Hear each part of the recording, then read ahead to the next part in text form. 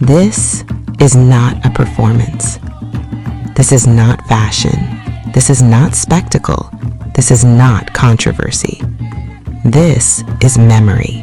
This is identity. This is continuity.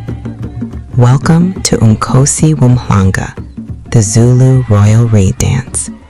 A living tradition, a sacred gathering, a declaration that a people still know who they are.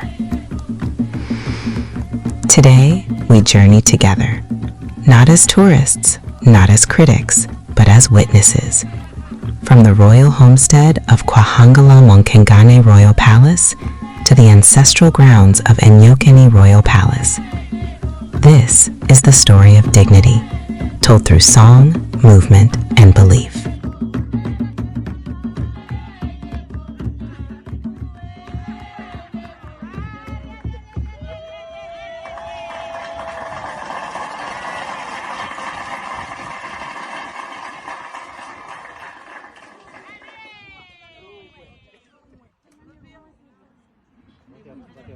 No